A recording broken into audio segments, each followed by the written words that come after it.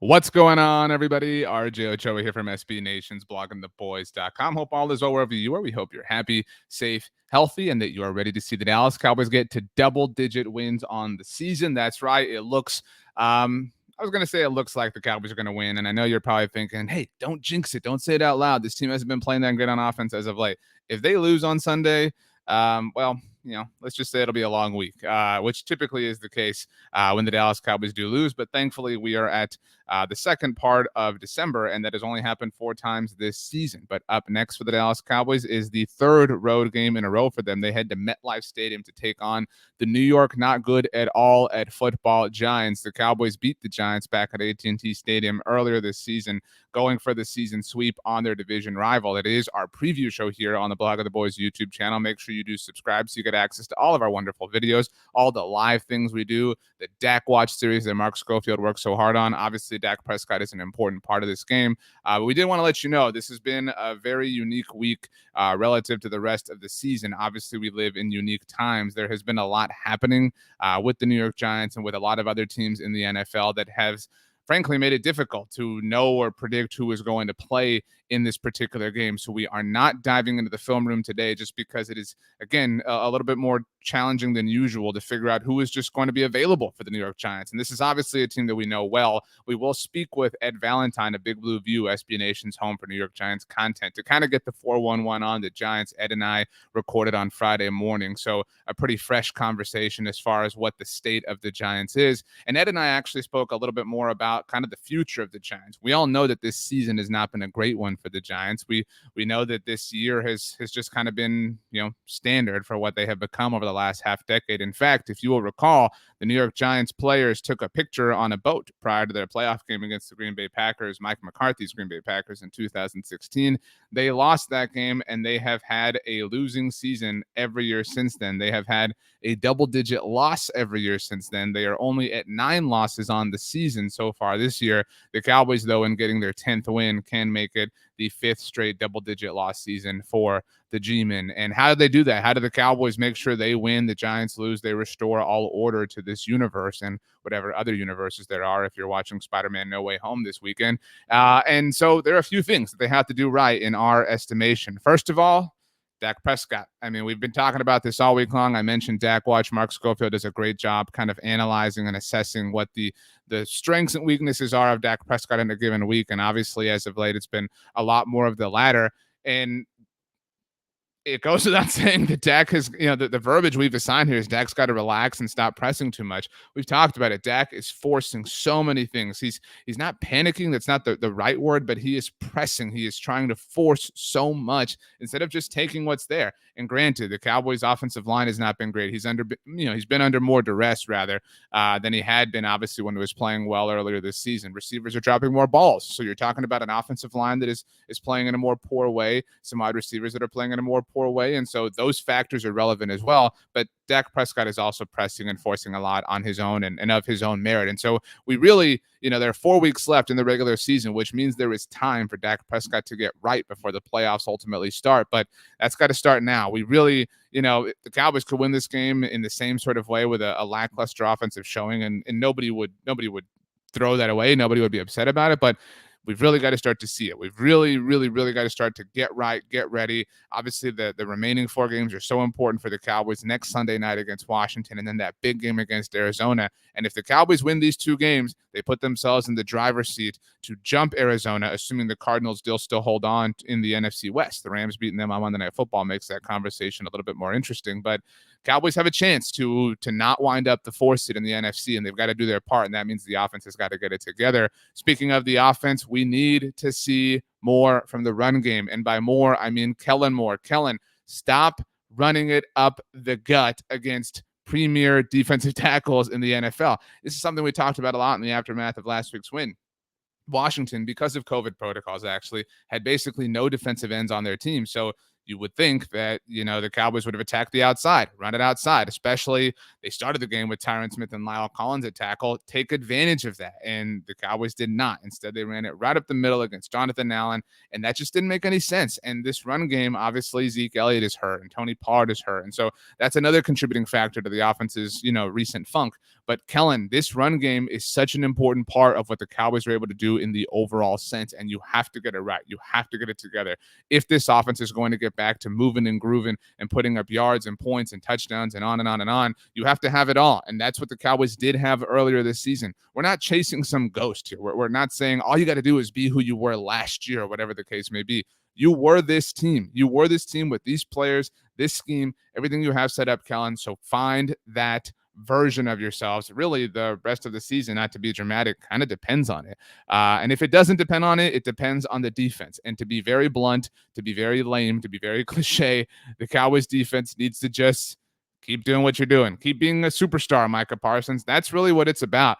And it's exciting because the Cowboys defense last week, for the first time really all season, was allowed to be what we kind of dreamt it could be. Now, I don't think any of us dreamt, even in our wildest dreams, that this defense would be forcing turnovers at this rate and scoring all the time or whatever it is. But we all thought that on paper it could be talented. We all thought that with DeMarcus Lawrence and Randy Gregory and Neville Gallimore, Brent Urban was a part of that, obviously not returning this season, but with Micah Parsons having the freedom to roam in different places, with Dan Quinn having the ability to use him in different places, we thought that this could be something special. And we got to see that last week with Neville Gallimore back for the first time this season, with Randy Gregory back, with DeMarcus Lawrence kind of getting, his legs under him in his return. Micah Parsons was allowed to be the true queen on the board for Dan Quinn, and we saw obviously the benefits of that. So just keep doing more of the same. I know that sounds super boring. I know that sounds super lame, but that's exactly what the Cowboys need to do if they want to beat the New York Giants on Sunday. Really, if they want to beat anybody on any Sunday or any Monday or any Tuesday, Wednesday, Thursday, Friday, or Saturday, whatever the case winds up being.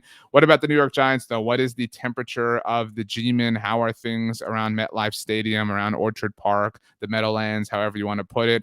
How are Giants fans and Giants people feeling about the state of the team and the state of this game and the state of the Cowboys entering Sunday's matchup? We decided to bring in the very best. Ed Valentine is the main man over at Big Blue View, SB Nation's home for New York Giants content. If you listen to the NFC East mixtape podcast that I do every Wednesday on the Blog and the Boys podcast network, you have heard Ed before talking about the Giants. We decided to bring him in for the second time this season. That's the way the division rivalry works. So here is Ed Valentine from Big Blue View giving us everything that we need to know about the New York Giants. We'll be joined now by the one, the only, the legendary, the handsome, the debonair, the true inspiration for the 007 film franchise. From Big Blue View, the main man in charge over there, manager, editor-in-chief, head honcho. It is the one and only Ed Valentine, our very good friend. Ed, thank you so much for joining our Dallas Cowboys preview show. Oh, RJ, considering the state of your team versus my team, I don't know if you're flattering me or picking on me or making fun of me or what you're doing here. But as always, I enjoy spending some time talking with you. It's been a while, Ed, and very happy to have you back. The Cowboys obviously, have had success this season, and the Giants have had less. Giants have fired Jason Garrett since we last spoke. I mean, in terms of recorded conversations here for podcasts and whatnot. You and I talk all the time, obviously. And you do something every week at bigblueview.com that I recommend everybody read, and I reference it in my State of the NFC East article every week on our site. Titled Things I Think. And it's just things you think, and you do a great job kind of elaborating on them and expressing them and contextualizing just kind of the funk that the Giants are in. So I'm curious, Ed, what do you think about the state of the Giants, the state of the Cowboys, state of the NFC East entering this week? This is a very unique time with all of these NFC East games happening just every single week between one or the other. This week, both, obviously, with Washington and Philly squaring off on the other side of things. How do you see everything happening in this game, around this game, so on and so forth? Well, first of all, I do blatantly steal from Peter King every week with my things I think. I do blatantly do that. It is what it is. He hasn't caught on yet, so I'm not in trouble. Okay. but we won't tell. Please don't. What do I think about the New York Giants and this week? What I think first and foremost is, RJ, I never thought that this was going to be a great New York Giants team. I thought it was going to be a mediocre New York Giants team, somewhere in the 8-win range, 9-win range, 7-win range, somewhere in there. I did not see this coming. I just didn't see another what might end up being a 12-loss season. I just did Mhm. not see that coming. What I think about Sunday is I'm going to be sitting in the press box with my Giants lose their 10th game of the season recap already written pretty much before the game starts, and I'm just going to be sitting there wondering how bad the final score is going to be, when the game's over with. Yeah, I wish we could say we were sorry to hear that. But obviously every Cowboys fan wants to win this game. This would effectively clinch the NFC East title for the Cowboys. They, looks like they can't actually literally clinch it, but I mean, you obviously know that the Dallas is likely going to walk away with this thing. And I guess my question would be what happened between your thought on what this Giants team could be, because like you said, you never thought they were going to win the Super Bowl. What didn't happen? I guess maybe is it the lack of offensive success? Was it you've done a great job, and I know you write this every week about how the Giants have been outscored. I believe it's 59-0 at the end of the first half this year. I'm not. I'm actually asking for the number. But you have the number correct. Yes, you have the number correct. And it's what funny. happened? What was that? What was that disconnect? Well, we'll talk specifically about that 59-0. And it's funny because just before we came on the air, I was finishing a mailbag question for my Saturday mailbag that deals with that. And the way that I look at the last 2 minutes of the first half, RJ, is that the last 2 minutes of the first half have been a microcosm for everything that's gone wrong with the New York Giants this season. Joe Judge has been criticized for improperly using timeouts and using them early in the first half and early in the third quarter. And what I will say is, when you talk to him, he's not improperly using timeouts. He has reasons for using those timeouts that I understand. The problem is he's in the second year of his tenure as Giants head coach with basically the same coaching staff minus Jason Garrett that he had a year ago. And there's too much sideline dysfunction. There are too many times when they don't know what the situation is, or they don't get the personnel in, or they don't get the play in, and they wind up in a situation where they have to call a timeout because they can't get the right defense. That's sideline dysfunction. That's on the assistant coaches. That's not Joe Judge not understanding situational football.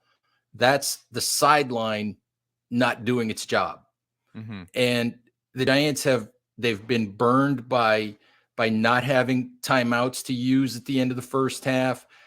They've been burned by poor defensive play. They've been burned by bad offense. Last Sunday against the Chargers, they take the ball with 2 minutes. I think it was 2 minutes and it was a minute and 40 seconds left in the first half. They get a bad Los Angeles punt that puts them at the Chargers 41-yard line. Yeah, and that's what you wrote. Like, this has to be it. This has got to be the moment where you pick up at least 3 points. You've got the best field goal kicker in the history of the franchise in Graham Gano. You've got a guy who leads the franchise after less than 2 seasons. He leads the franchise in 50-plus yard field goals. You need to hand the ball to Saquon Barkley twice, get 5 yards, and let the guy kick a 53-yard field goal, and you get that 0 off your back. And you go into the locker room down by a touchdown. Instead, with backup quarterback, they go incomplete pass for a 2-yard loss, incomplete pass, 18-yard punt, and then Justin Herbert throws the best pass I've ever seen in my life, and the game's over at 24-7.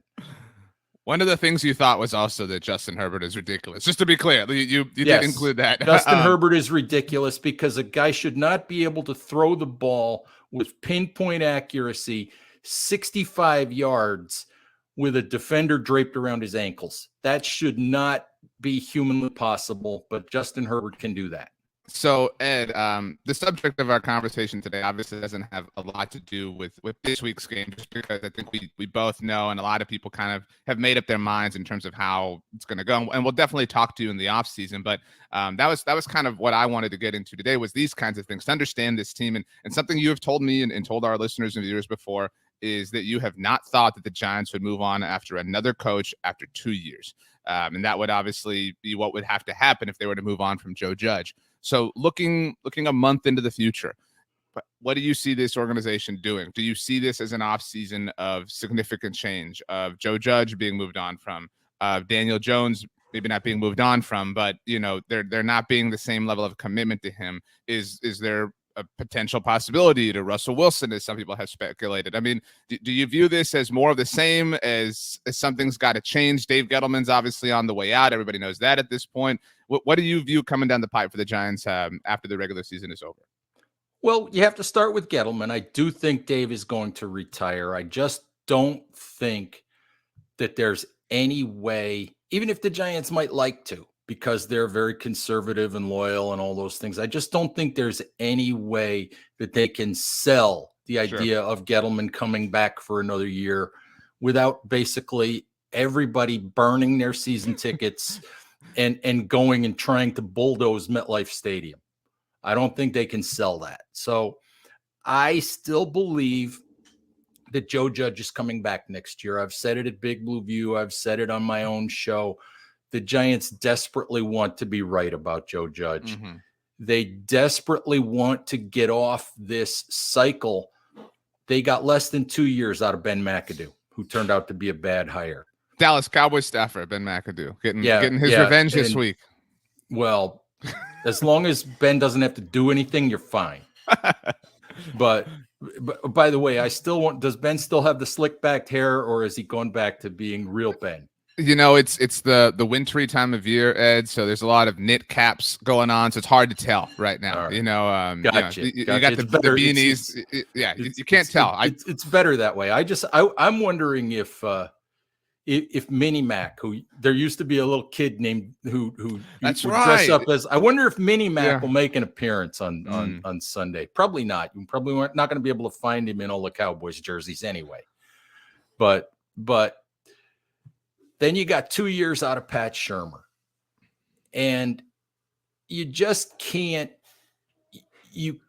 construct a roster when you're rebuilding a culture every 2 years, when you're basically throwing everybody out the door because that's not this coach's guy, and you've got to get off that treadmill. You've got to. And I think the Giants desperately want to give Joe Judge at least one more year to see if he can get them off that treadmill. The only way that I see that changing is the Giants have 4 games left. The NFC East, the Cowboys are having a good year, but I would not call the Cowboys a great team at this point. I still think I need to see more. I need to see Dak Prescott play better. I need to see the Cowboys get to the playoffs and win a couple games. The Washington football team and the Philadelphia Eagles have more wins than the Giants. I still don't look at either one of those teams and think they're better than the Giants. They're just, at this point, they're more functional. The problem is the Giants are falling behind in this division.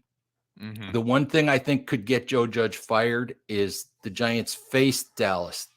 They face Philly. They face Washington before the season ends.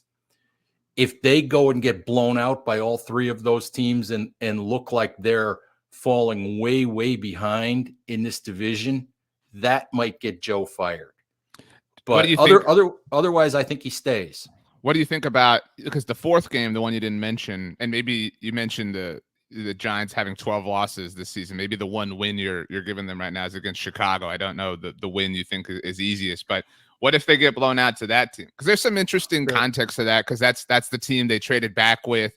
And I don't know what the chatter has been, whether people believe the Giants should have drafted Justin Fields instead of trading back. It's not like Fields has really been incredible this season. But that's an interesting game in that sense. I mean, both picks belong to the Giants, but I don't know. I mean, it's not an NFC East game to your point, but the Giants have 4 interesting games, I guess, is There, left is what I'm trying to say.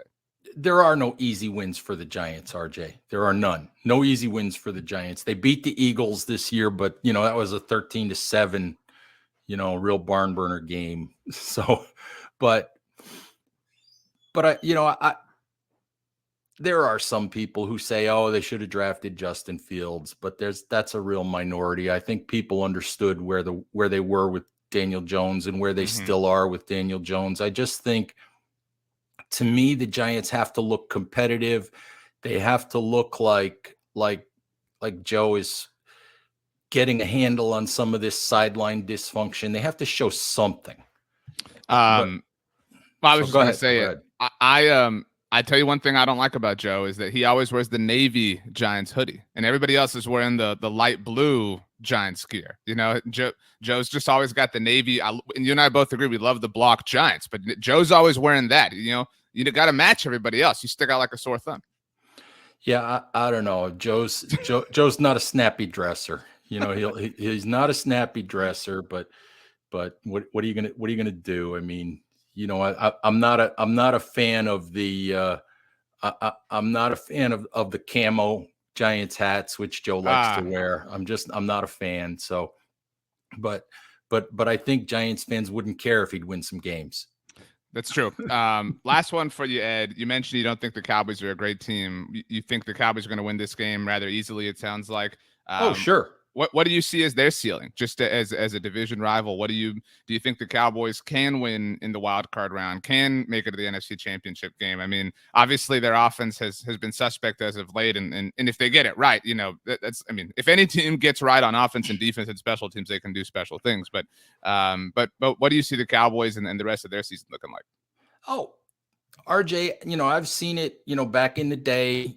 I saw 2 Giants teams that probably weren't the best teams in the NFC get hot at the right time and win Super Bowls. I see a Dallas team, with a really talented defense and a really incredible player in Micah Parsons. And you called that, by the way. You were the only one who called that, so good for you.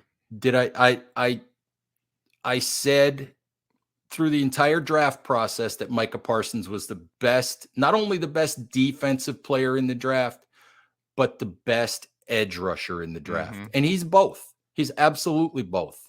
And Joe Judge gets asked a lot of questions about why the Giants didn't draft Parsons, which I understood. I understood at the time, and I still understand, but it's hard to look across at that guy and realize we've got to play him twice a year, for the next decade, probably. Yeah, he's but I mean, no, but you actually in your things you think, you wrote about him and Rashawn Slater and how the Giants passed on both of them. And you wrote this because the Giants had just played the Chargers. And there was merit to that. That's one of those things that people are only using hindsight on. That trade made absolute sense in the moment. And it was shocking because, as you well know, at the time, Dave Gettleman had never moved back and everything. So I don't think that it's fair to kill the Giants for passing on them. I don't either. Everybody loved the trade at the time. If the problem is that Kadarius Toney has played one really good football game all year, and it happened to be against Dallas. The problem is that's the only time all year that we've seen what kind of player he could be. He has been hurt in some fashion or on the COVID. He's been on the COVID list twice. He's been banged up all year. I think this week will be his 4th missed game of the year. I think the Dallas game and the week after that was about the only time all year that he was completely healthy. But you can't judge that trade until you find out what Kadarius Toney actually is. Sure. What Aaron Robinson actually is going to be. Aaron Robinson's a 3rd-round pick for the Giants that they got. And they used one of the picks they got in that trade to move up and get Aaron Robinson, and what they do with the Bears pick next year. Then you can judge that trade. But if they don't hit on a pick next year, then they look bad. Yeah, I mean, and everyone will say it was an unfair trade, even though, even if Justin Fields doesn't necessarily look that great, people will still say that just because, that's what I people like to do. I do want to get back to this, RJ. You asked me what I saw was as the ceiling for the Cowboys. Right now, I do not see the Cowboys as the best team in the NFC. Could they come out of the NFC and wind up, representing the NFC in the Super Bowl? Absolutely. There's enough talent there. There's a good enough quarterback there. He may not have played well the last few weeks. There's enough defensive talent there. There's absolutely enough talent, for them to go on a run and get that done. Um, Green Bay might be a better team. You might have more faith at this point in Tampa Bay, making that run because of Brady, but absolutely Dallas is capable of that. So I mean, I wouldn't consider any playoff game that they win to be a shock. That's exciting. That's all you can ask for, right? Is a chance, and to give yourself a coin flip, sort of roundabout way of odds when it comes to playoff games, and so that's exciting. That's what Cowboys fans are hoping for, at least. Ed, cannot wait to read your things you think at BigBlueView.com on Monday after hopefully the Dallas Cowboys win. You might be looking forward to reading it more than I'm looking forward to writing it, RJ.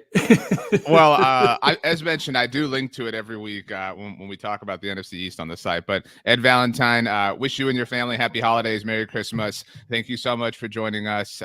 It's crazy. The year just flies by. Our two chats suddenly in the rearview mirror. But Ed, thank you so much for joining us, and we'll see you next time. All right, take care. Big time shout out, big time thank you to Ed Valentine for the time, for letting us know what we need to know about the Giants, both now and in the future. Going to be a very fascinating and interesting offseason, whether they do decide to move on from Joe Judge. Obviously, they are going to move on from general manager Dave Gettleman, whether they move on from Daniel Jones, maybe not in a literal sense, but, move on in terms of finding his replacement, if they do anything about Saquon Barkley. Lots of decisions, obviously, for the Giants to make this offseason. We'll definitely catch up with Ed when we get to that. But before we get to that, we have to get through the rest of the season. We have to get through the playoffs. We have to get to the end of the regular season, which means we have to get through Sunday's game against the Giants. In case you didn't know, you can watch this game on television. You can listen to it on the radio. The 9-4 Cowboys visiting the 4-9 Giants. This game is at MetLife Stadium in New Jersey. Just for full clarity, taking place at 1 p.m. Eastern, 12 p.m. Central Time. Next week, the Cowboys actually on Sunday Night Football. The following week, their game got flexed to the afternoon window against the Arizona Cardinals. So a little bit bigger stages for the Cowboys coming up. The Fox broadcast on the call will be Adam Amin, Mark Schlereth, and Shannon Spake. And if you want to listen to the game, you always can on the home of the Cowboys, 105.3 The Fan. Brad Sham, Christy Scales, Babe Laufenberg will be on the call there, and it is time to make a call. It's time to make a prediction, time to put some conviction on what we've been saying.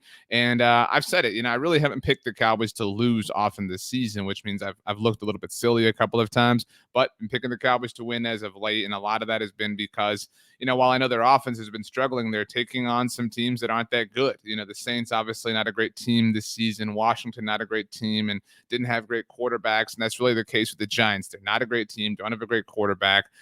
Should be a nice, easy kind of cruise control victory for the Cowboys, which of course means it will be dramatic and it will upset all of us. But my official score prediction, I have the Cowboys winning 24-16, which means I do not have them covering. For what it's worth, this game opened with Dallas as 4 and then 4.5 point favorites. It has since grown. We put this together on Friday, and at the time, our friends at DraftKings Sportsbook had the Cowboys as 11-point favorites, which again suggests that it should be a rather one-sided affair, but we will see what ultimately happens. My name is RJ Ochoa. You can check me out all throughout the Blog on the Boys universe, bloggingtheboys.com, the Blog on the Boys podcast network here on the Blog on the Boys YouTube channel. Please subscribe here to our podcast network. Check out our site. Follow us on social media. You can follow me on Twitter or Instagram at RJ Ochoa. If email is more your thing, you can hit me up, rj.ochoa@sbnation.com. I will be here with you as soon as the Cowboys-Giants game is over on Sunday for our live Dallas Cowboys postgame show. Participate. You can watch it here on YouTube. You can watch it on Facebook. We will, of course, podcast that as well. You can obviously catch the rewatch, so lots of options available for you. Maybe you got some Christmas shopping to do this weekend. Maybe you're checking out No Way Home. Whatever it is, we hope you're safe, happy, and healthy.